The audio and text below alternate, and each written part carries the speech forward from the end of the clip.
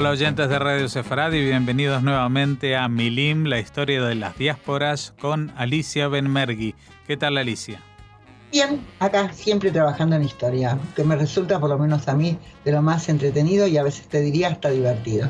Bueno, y esta diversión también la podemos compartir nosotros leyendo en la página web tuya www.milimcultural.ar.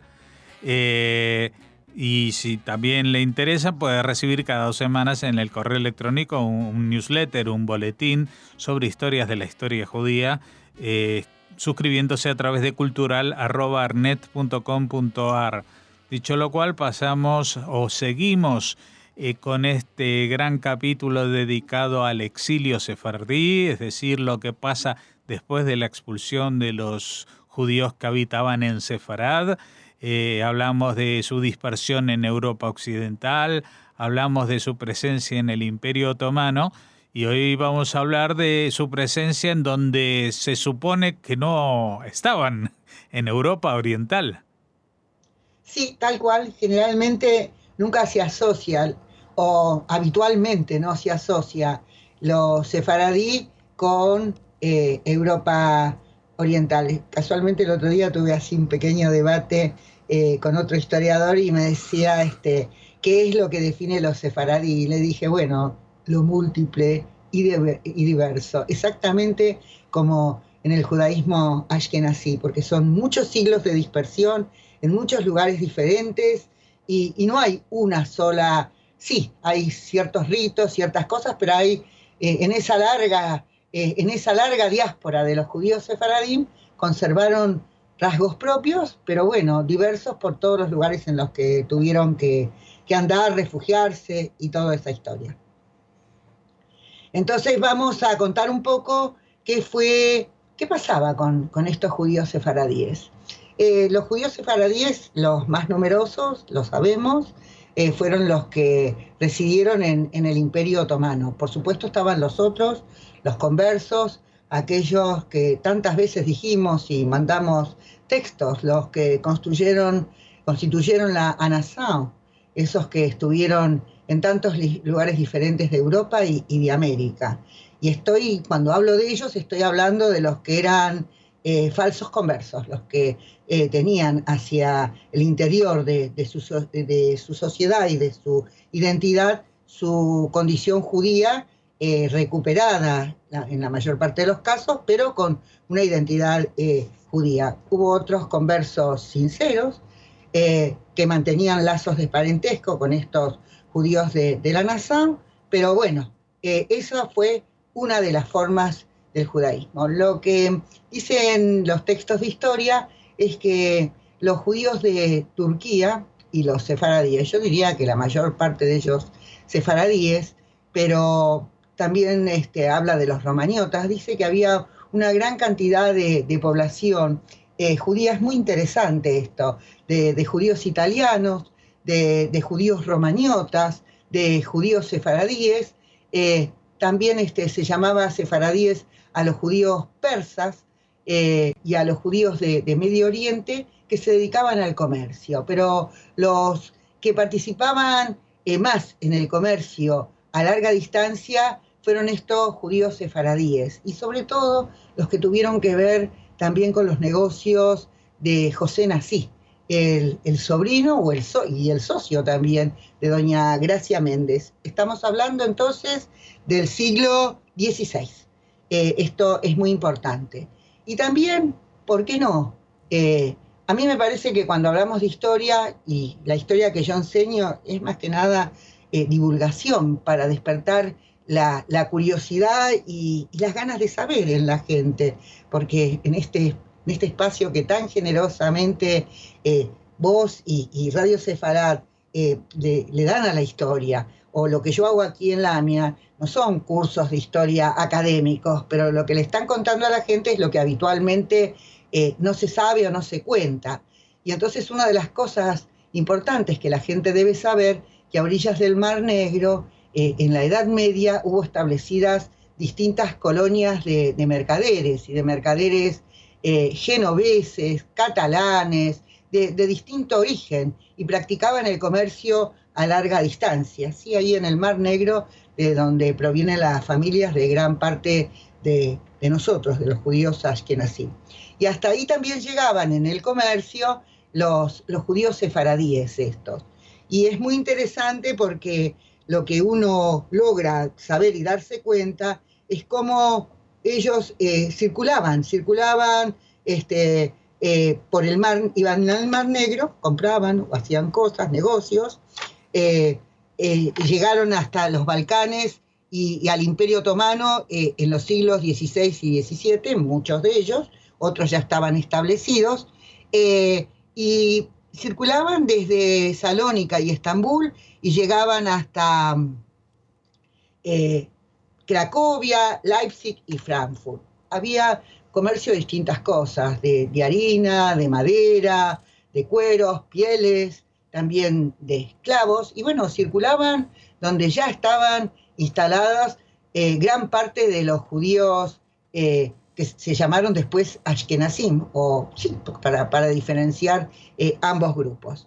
Así que circulaban, yo estaba pensando y digo, estas cosas de lo que uno sabe puertas adentro, digamos, de los judíos. Si ellos pasaban por ahí, me imagino que en un viernes irían a las sinagogas que encontrarían a su paso, se reunirían con su gente, porque todos ellos, sin ninguna duda, eran religiosos. Ahí no se hablaba de agnosticismo ni nada en esos tiempos y en esta época.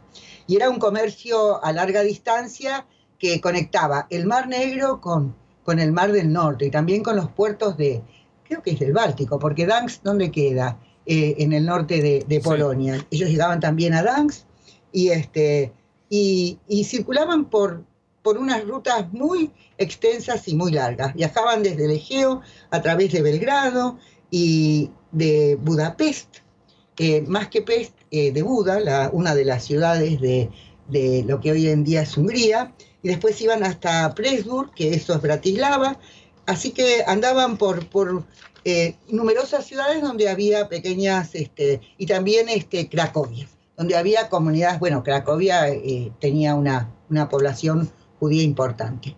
Bueno, también iban a Moldavia, cuando iban hacia el este, fíjate todo lo que recorrían, iban al este de Kiev y Novgorod. Otras ciudades no las nombro porque son impronunciables, a pesar de que mi apellido de origen es Vishnevetsky, esos son más difíciles de nombrar todavía. Y hacia el este hasta Cracovia, Leipzig y Gdansk. Así que estos judíos abarcaban una inmensa área en el comercio internacional. Por supuesto que no eran los más importantes ni los más reconocidos, digamos, pero nunca dejaron de practicar el comercio. Lo que pasa que, bueno, ya en esa época competían fuertemente con todos estos que estoy contando, genoveses, los venecianos estaban ahí en el sur, en todo lo que son las ciudades griegas y poco más para allá, pero genoveses, aragoneses, todos estaban y todos tenían sus barcos y sus compañías donde llevaban mercancías. Bueno, después lo tenemos estaba hablando de él, de José Nassí, que participó en negociaciones de paz entre Turquía y el Reino de Polonia. Yo cuando hablo de estas cosas y pienso en historia, digo, bueno, ¿y cómo se comunicaban entre ellos, no? Porque es tan fácil hablar de historia sin pensar en cuáles eran las condiciones de la época, cuál era el idioma que utilizaban en general. No hablaban en inglés. Y eso también tiene, por eso a mí me gusta mucho la historia y pensar en la historia, porque pienso, bueno, ellos deberían llegar a Polonia, seguramente dominaban varios idiomas. Cuando uno estudia la historia en la universidad, sobre todo la historia de los mercaderes del Renacimiento, lo que se da cuenta es que los hijos de estos mercaderes iban a lugares donde aprendían otros idiomas, para conectarse con los lugares donde ellos hacían negocios, aprendían un montón de cosas. Me imagino que los judíos harían lo mismo, y además de hecho hacían esas cosas porque para eso se dedicaban al comercio, que era su fuente de subsistencia y progreso, pero además me imagino que cuando llegaban a aldeas y pasaban por lugares donde vivían judíos, en lo que debían hablar, me imagino, debía ser hebreo, porque a pesar de que todo el mundo dice que el hebreo era un idioma antiguo y todo eso, bueno, sí se comunicaban, era una lengua muerta hasta que la reeditan en Israel a fines del siglo XIX. Bueno, parece que sí que encontraban formas internacionalmente los judíos de comunicarse a través del hebreo. Estoy hablando de sefaradíes y ashkenazim. El yiddish ya existía, pero el yiddish no era un idioma practicado por los sefaradíes. Así que a él en 1562, a José Nassí, le dan concesiones comerciales muy extensas en Polonia, justamente por esta función que le está cumpliendo como negociador y como intercesor en las relaciones para pacificar y para lograr negociaciones, digamos, con una función casi diplomática entre el Imperio Otomano y Polonia. La base de estos negocios que él va a establecer en esta red comercial muy grande, que abarcaba también el sur de Polonia, el sur creo que de Ucrania, y también otros lugares, porque él tenía sucursales, la sede era Lubov, que prácticamente hoy casi no existe, y donde los ucranianos de repente se acuerdan y hacen algunos monumentos para recordar lo que fue esa comunidad de Lubov. Y bueno, y después lo que dicen los historiadores, que hay documentación cierta, importante, sobre el desplazamiento de todos estos mercaderes, ya dijimos, hasta el sur de Polonia, lo que era Ucrania, y creo que también Transilvania, o lo que fue Rumania. Lo que sí también quiero contar es que estos historiadores con los que yo estoy leyendo dicen que en esta zona de negocios los judíos iban y venían. Los judíos iban y venían primero porque buscaban lugares para establecerse, fuentes de subsistencia, y además lugares para establecerse donde era la situación de ellos no era una situación estable. Cuando estoy hablando de los mercaderes, no estoy hablando solo de los mercaderes, estoy hablando de los judíos. Y entonces esa transhumancia tuvo que ver con estas razones: subsistencia económica y subsistencia como comunidad judía. Y entonces circulaban por ahí, dicen que constantemente aparecían judíos romañotas para participar de este comercio, sobre todo en lo que era Buda, y sobre todo después de que los turcos derrotaron a los... entran ahí en Hungría. Y entonces ahí van estos judíos sefaradíes a hacer negocios. Estos historiadores no hablan y no cuentan de que también el Imperio Otomano, no nos olvidemos que ellos van a entrar ahí en Budapest, el Imperio Otomano hacía traslación de poblaciones. Hoy estaba pensando como quién hacía traslación de poblaciones, bueno, como los asirios, como los incas. En Israel hay una parte de la población que la trajeron ellos, que no era de la región, y la trasladaron ellos. Y así llevaron judíos sefaradíes a Budapest. Digo porque, aparte de los que fueron por su propia cuenta, por el tema de los negocios y de estas cosas. Así que cuando también se independiza lo que va a ser la Transnistria, lo que es Rumania, también ahí va a haber una población sefaradí. No es numerosísima, pero bueno, la población en general de aquella época no era numerosísima en ninguna parte.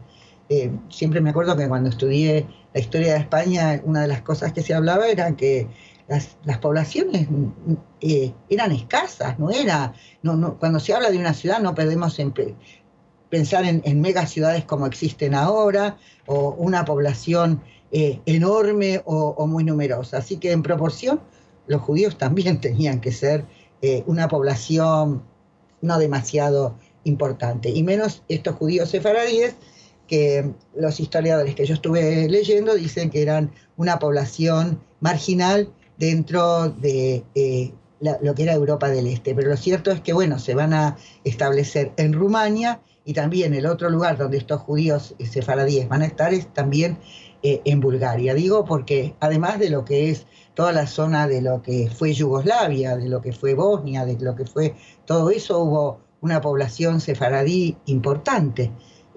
Por lo menos han dejado sus huellas, y además importante también, ¿por qué no?, en un sentido económico. Luego también cuando el Imperio Otomano es derrotado, ahí cuando trata de entrar a Viena, también se lleva población ashkenazí, y se lleva población también de Hungría a los lugares donde que le pertenecen al imperio, y estos lugares van a ser ciudades, o después lo vamos a ver eso, que son lugares donde había poblaciones griegas también, por supuesto también en Turquía. Así que tenemos esta historia, y la próxima vez, ¿tenemos tiempo? ¿De cuánto estamos hablando? Yo preferiría que lo dejemos para la próxima vez. Podemos dedicar unos últimos minutos ahora.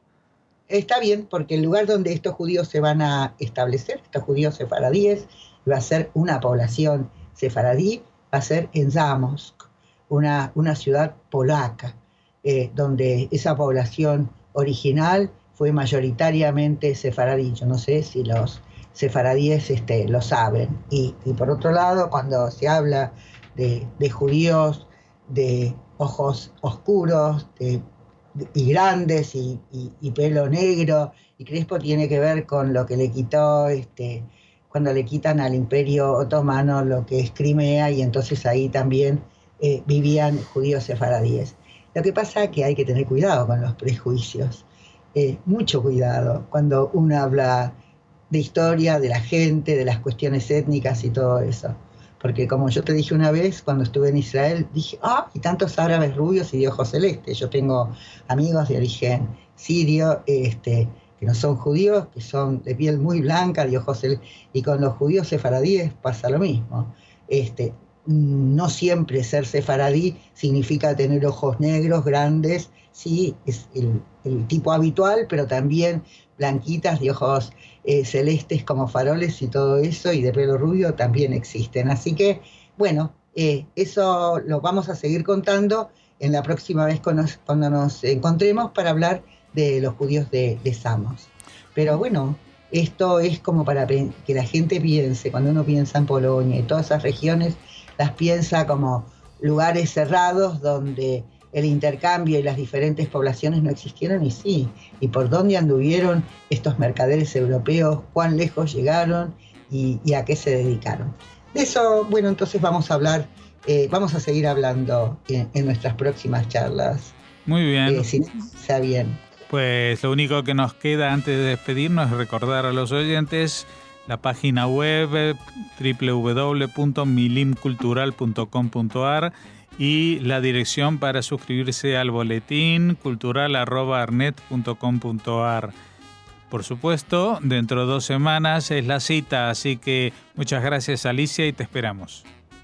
Bueno, aquí, mientras podamos, aquí estaremos, porque no sé para vos, pero para mí esto es como una mirada fascinante fascinada, no fascinante, por lo menos fascinada de mi parte hacia ese pasado tan lejano.